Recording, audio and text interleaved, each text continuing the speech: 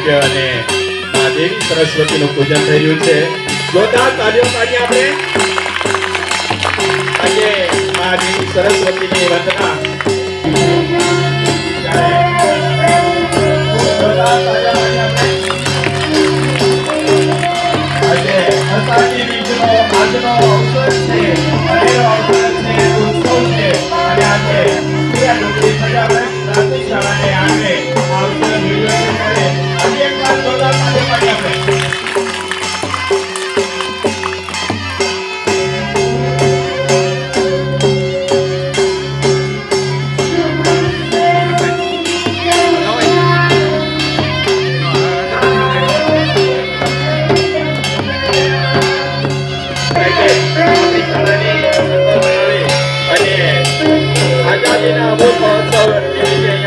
બનાવી અને આઝાદીમાં જે બલિદાન આપનાર સેનાનીઓ છે તેમને પણ અહીંયા યાદ કરવામાં આવે છે.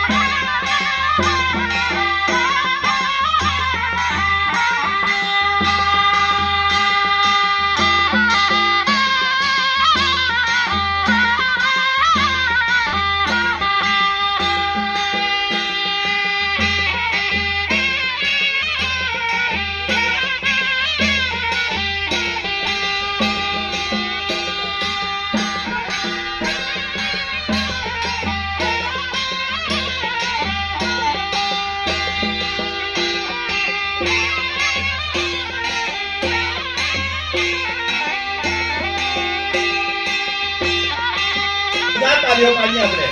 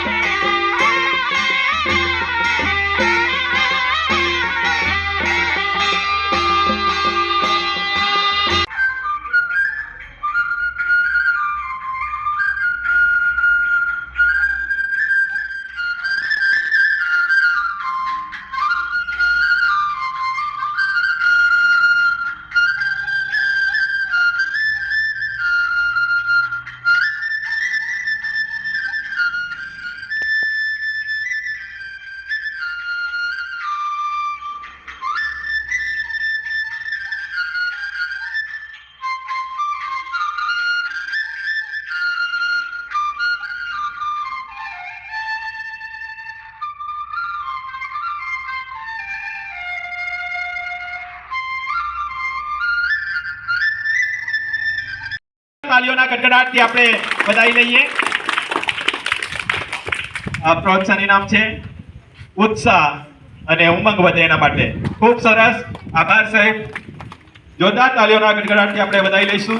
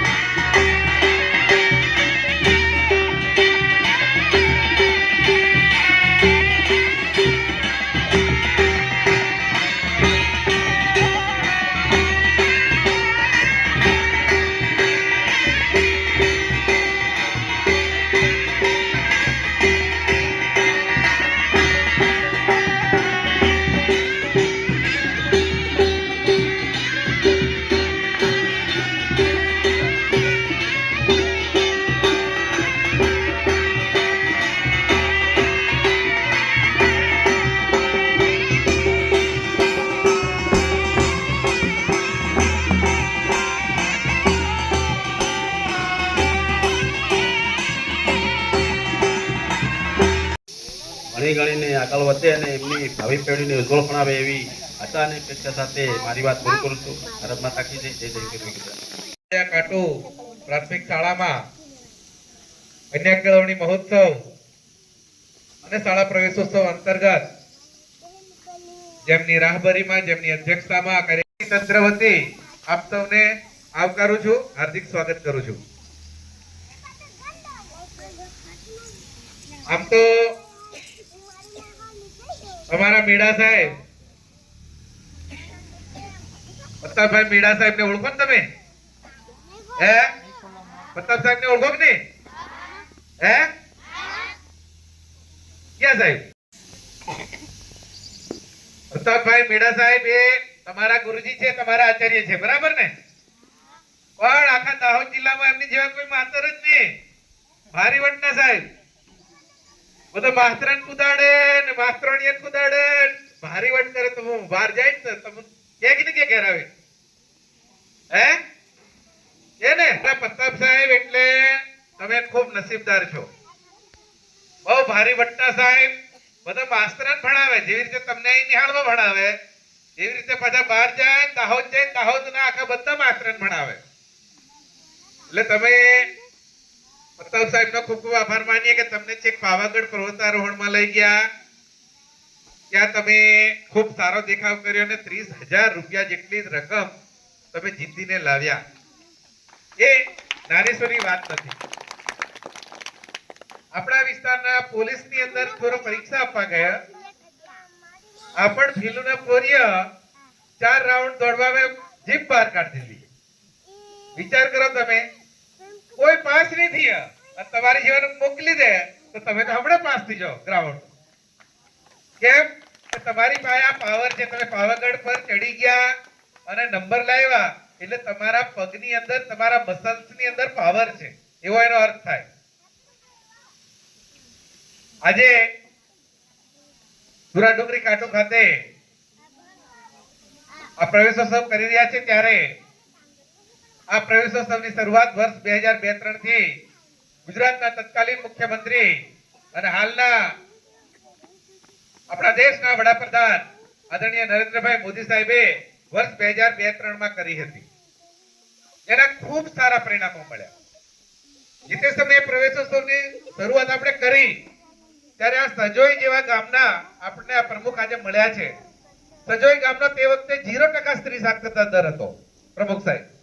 તો આવા 0% દર વાળા સાક્ષરતાના ગામો એને હારું કરીને મુખ્યમંત્રી સાહેબ સ્પેશિયલ એને કોન્ફરન્સ કરતા હતા કે ભાઈ 0% એક પણ સ્ત્રી ભણેલી નહીં આખા ગામની અંદર.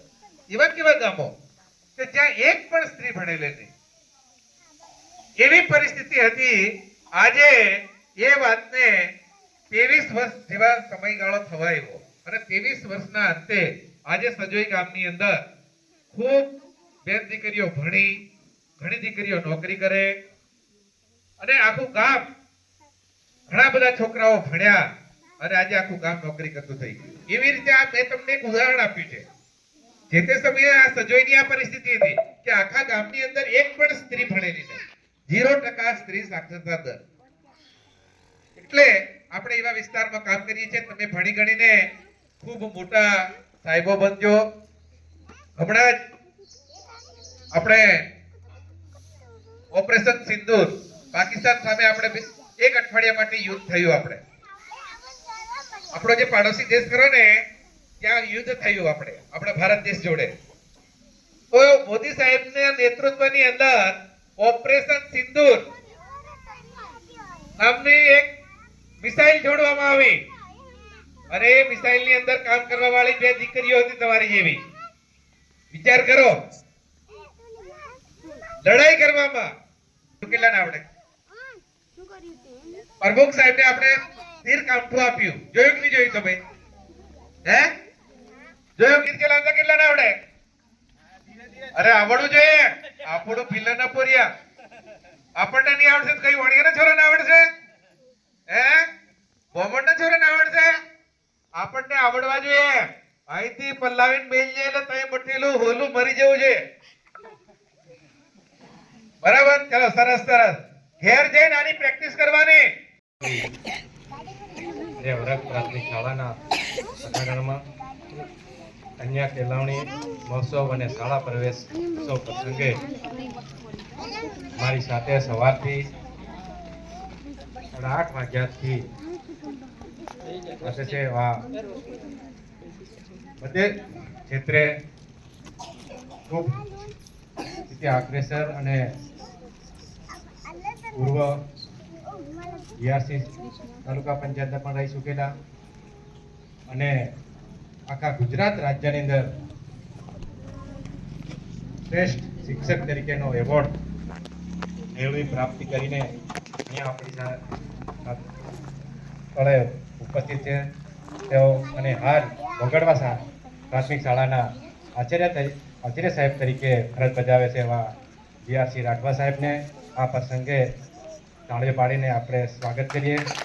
સાથે સાથે આ કસ્ટરના બીઆરસી શ્રી મહેશભાઈ અને આ ગામના પ્રથમ નાગરિક એવા સરપંચ શ્રી, આઈસીડીએસના વિભાગમાંથી પધારેલા સુપરવાઇઝર બેનશ્રી અને ધાબુ મુખ્ય પ્રાથમિક શાળાના આચાર્ય શ્રી કપેડ સાહેબ, આ શાળાના આચાર્ય શ્રી બહુ ઉત્સાહી બધે ક્ષેત્રે દીકરીઓ દીકરાઓને ટોળે પળાએ ખિલાડનાર અને રમત કે કોઈ ક્ષેત્રમાં પાછી ના કરે એવા અમારા સાથી આ શાળાના આચાર્ય પ્રતાપસિંહ મેડા સાહેબ અને આ શાળાની એસએમસીના અધ્યક્ષ અને આ શાળાના સંચાલક મિત્ર, મારા બાળપણના મિત્ર એવા દીપુભાઈ અને આ શાળાના સ્ટાફ,